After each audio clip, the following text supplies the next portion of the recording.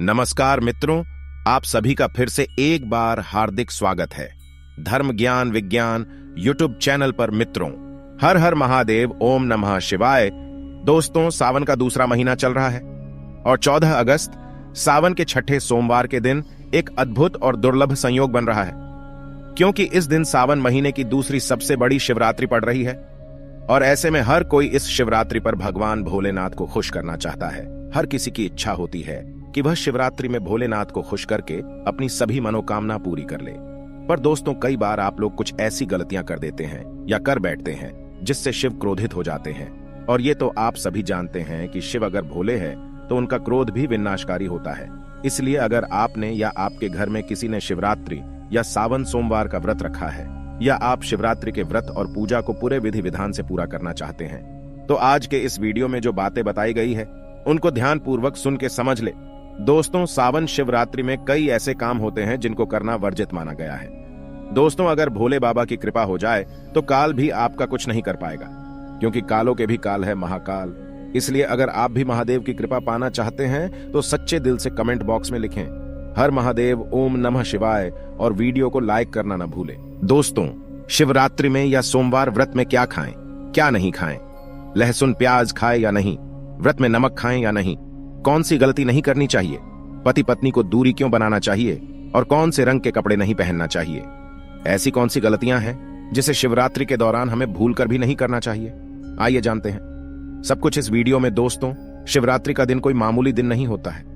ये दिन साक्षात एक ऐसे प्रेम की सौगात लेकर आता है जो कि भक्तों को बड़ी बेसब्री से इंतजार रहता है। शिवरात्रि का दिन इतना पवित्र होता है जिसका आप अंदाजा भी नहीं लगा सकते।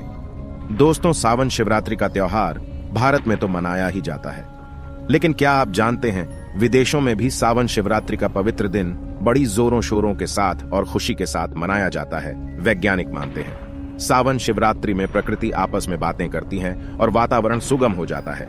हरियाली की उत्पत्ति होती है और नए नए बीज उगते हैं और वर्षा आदि होती है। इस मौसम में हरियाली साक्षात महादेव का स्वागत करती है और महादेव से बातें करती है।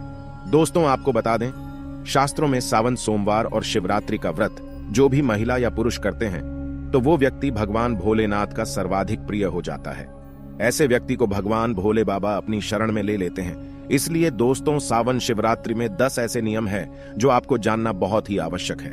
अगर इन नियमों का पालन अगर आप शिवरात्रि में नहीं करते हैं तो आपको भगवान शिव के क्रोध का सामना करना पड़ सकता है।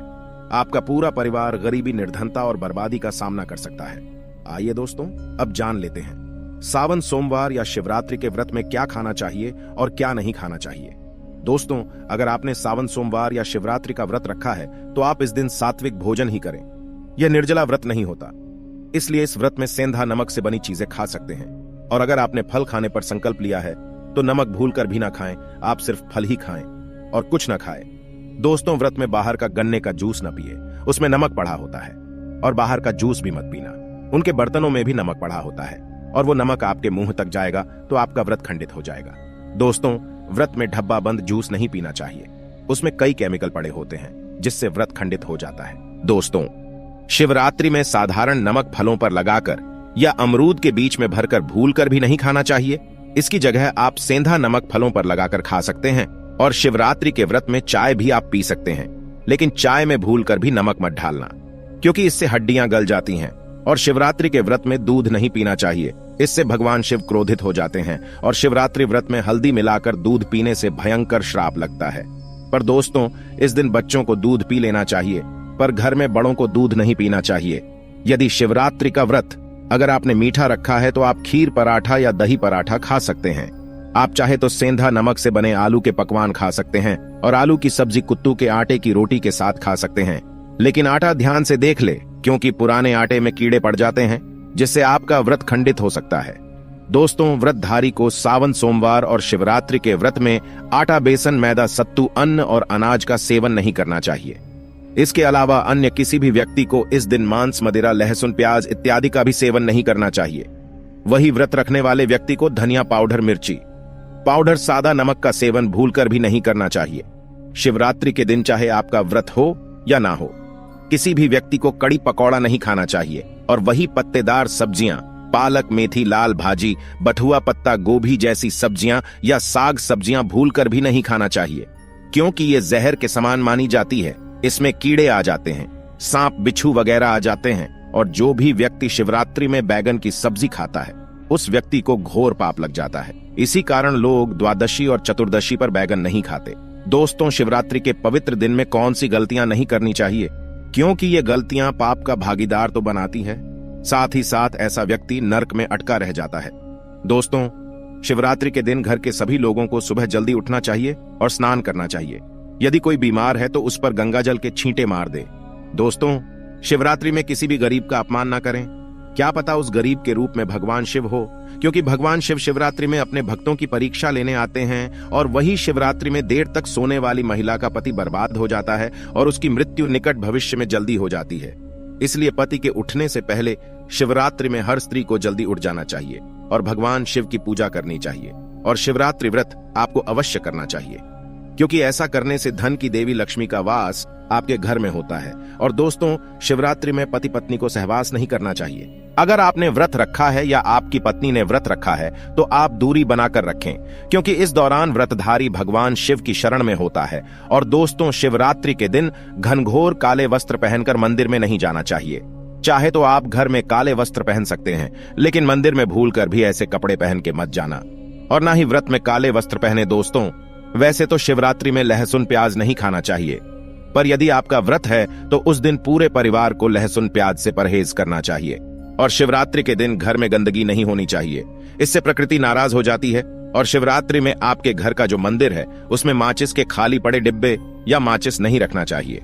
साथ ही शिवरात्रि के दिन घर में किसी भी व्यक्ति को गाली नहीं देना चाहिए, चुगली आदि नहीं करना चाहिए, पत्नी को अपशब्द नहीं कहना चाहिए, और ना ही पति को अपशब्द कहना चाहिए, क्योंकि दोस्तों, इससे भगवान शिव क्रोधित हो जाते हैं और आपको श्राप दे देते हैं। इसके साथ ही शिवरात्रि में बाल, नाखून आदि नहीं काटना चाहिए।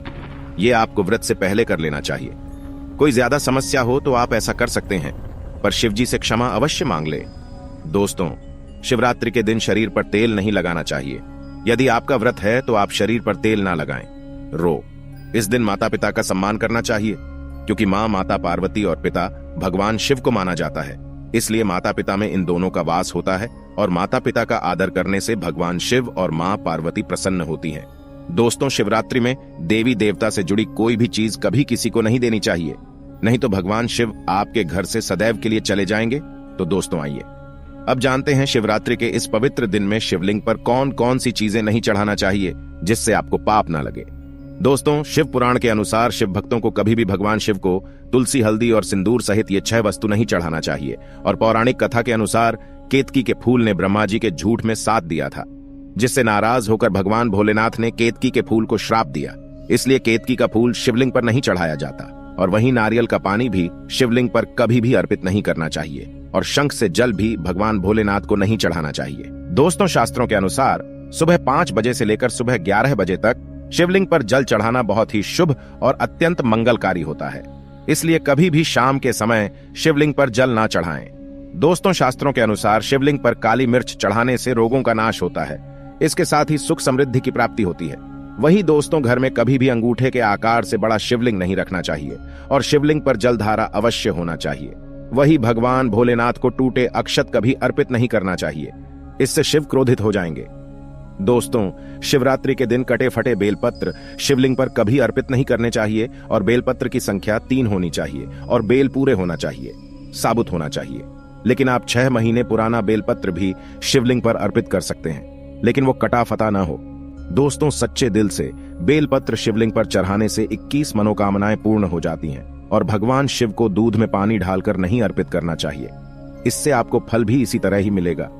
आप भगवान शिव को एक बूंद भी आप अर्पित कर सकते हैं, पर दूध शुद्ध होना चाहिए और आपका मन भी शुद्ध होना चाहिए। दोस्तों, शास्त्रों के अनुसार पीतल के कलश से शिवलिंग पर दूध चढ़ाना सबसे उत्तम बताया गया है। धार्मिक ग्रंथों में पीतल के बर्तनों का विशेष महत्व बताया गया है। विवाह आदि के कार्यों में इसलिए पीतल के बर्तनों का प्रयोग किया जाता है। और आपको बता दें, सोमवार को पीतल के कलश से ही शिवलिंग पर दूध से अभिषेक बताया गया है। स्टील और प्लास्टिक से बने बर्तन का प्रयोग न करें। वही शिवलिंग पर जल चढ़ाते समय वो जल आपके पैरों के पास नहीं जाना चाहिए। ये अशुभ माना जाता है और उसे लांघना भी नहीं चाहिए। उसे हम जलहारी कहते हैं। शिवरात्रि में जल अपने घर का होना चाहिए। मंदिर से जल भरकर मंदिर में ही अर्पित नहीं करना चाहिए, इससे आपका भाग्य खराब हो सकता है। दोस्तों, शिवरात्रि में यह चीज खा लेने से दुनिया की कोई भी ताकत आपको धनी होने से रोक नहीं पाएगी। मैं ईश्वर की सौगंध खाता हूं, अगर आपने सावन में यह चीज खा ली तो करोड़पति होते देर नहीं लगेगी, लेकिन सच्चे दिल से ही खाना है। तो आइए दोस्तों जानते हैं, शिवरात्रि में शिव भक्तों को शिवलिंग पर चढ़ा हुआ प्रसाद के रूप में धतूरा जरूर चखना चाहिए। दोस्तों याद रहे, इसे आपको ज्यादा नहीं खाना है, बस अपनी जुबान पर हल्का सा टच करना है। ज्यादा खाएंगे तो आप बीमार पड़ जाएंगे, इसलिए बस जुबान पर हल्का सा टच कर ले। आप देखेंगे कि आपके अंदर सकारात्मकता का संचार होगा और आपको धनी होने से कोई नहीं रोक पाएगा। दूसरा है बेलफल। बेलफल प्रसाद के रूप में खाने से माता पार्वती के साथ साथ भगवान शिव की कृपा बरसेगी और समस्त 33 कोटि देवी देवता आपको धनवान बनाएंगे। बस ये चीज आपको खाना है और आप खुद देखना, आपको धनी होने से दुनिया की कोई भी ताकत रोक नहीं पाएगी। दोस्तों, यह सब जो हम आपको बातें बता रहे हैं उनका हिंदू पुराणों में आपको साफ साफ प्रमाण मिल जाएगा। इसलिए दोस्तों, अगर आप भी पुण्य कमाना चाहते हैं तो इस वीडियो को अपने सभी हिंदू भाई बहनों के साथ जरूर शेयर कीजिएगा, ताकि सभी अपनी समस्याओं से निजात पा सके। और अगर आप भी किसी समस्या से परेशान हैं तो हमें कमेंट में लिख के बता सकते हैं, हम पूरी कोशिश करेंगे आपकी समस्या का समाधान करने के साथ ही आपको वीडियो कैसा लगा हमें कमेंट में जरूर बताइएगा और वीडियो को लाइक और शेयर करना ना भूलिएगा। हर हर महादेव, जय शिव शंभू।